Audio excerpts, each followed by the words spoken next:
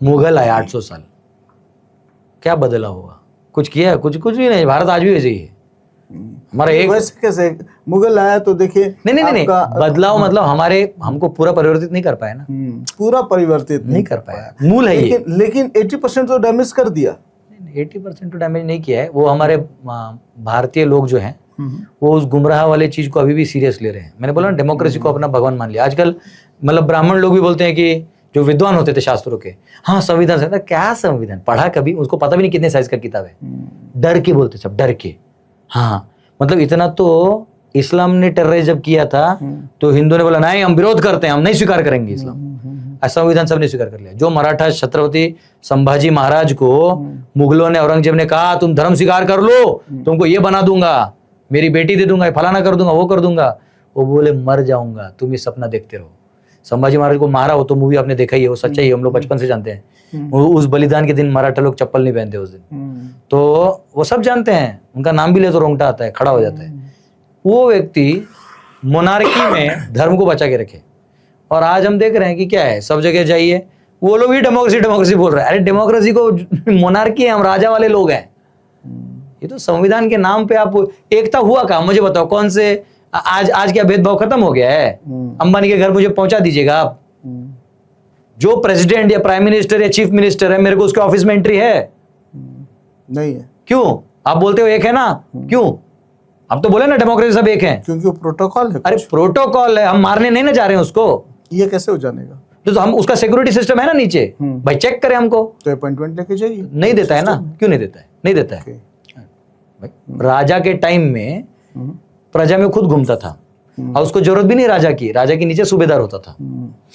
आज जो ही राजा को इसको लगेगा सीएम को कि मेरे एंटी काम हो रहा है, तो आपको नहीं मिलेगा, आपका काम नहीं करेगा। राजा ऐसे नहीं होता था, राजा कन्फ्रंट करके बोलता था कि आप ये काम कर रहे हैं, ये पूरे राष्ट्र के हित में नहीं है, हम ऐसा मानते हैं, इसलिए आपको ये काम नहीं करना है, आप बैठिए। ठीक है, वो राजा वो समझता था कि मेरी मुद्दा राजा नहीं समझ रहे, तो बैठ जाता था।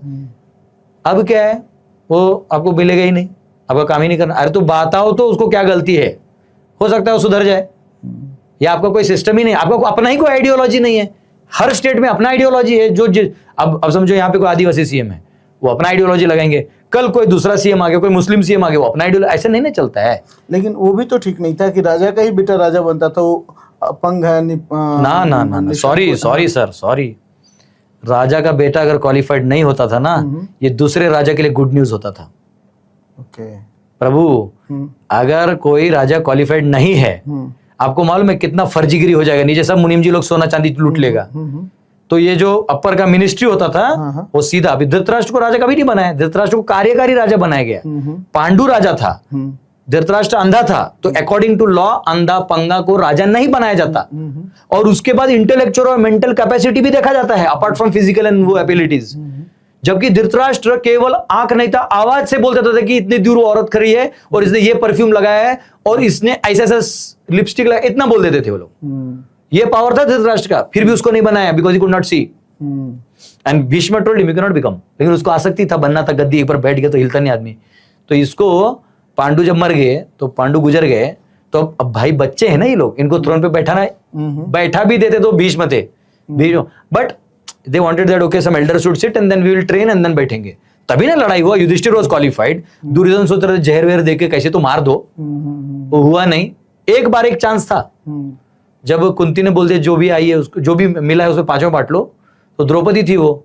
अब ये तो शादी तो अर्जुन का था, बांटेगा कैसे? तो ये बोले माँ मैं और भीम, युधिष्ठिर बोले मैं और भीम संन्यास ले लेते, तब ये संभव है, क्योंकि हम दोनों बड़े हैं और शादी इसने की है, तो अब हम सन्यास ही लेंगे तब ये सत्य हो पाएगा। तो फिर व्यासदेव आके बोले नहीं, इसने पिछले जन्म में शिव जी से मांगा था, तो 5 वर मांग ले तो 5 पति मिल गए इसको। तो वो एक अलग स्टोरी है। तो पांचाल भी उसको रेडी हो गए, द्रुपद भी की चलो शादी कर दो। तो पॉइंट क्या है, तब वो दुर्योधन खुश हो गया था कैसा होने वाला है, लेकिन तभी हुआ नहीं, क्योंकि फिर व्यासदेव आके रोक दिया और भगवान बोले सुन युधिष्ठिर तुझे सम्राट बनाना नहीं तो वो आ जाएगा। भगवान अपने ही है, तो भगवान तो एक अलग ही राजनीतिज्ञ है। तो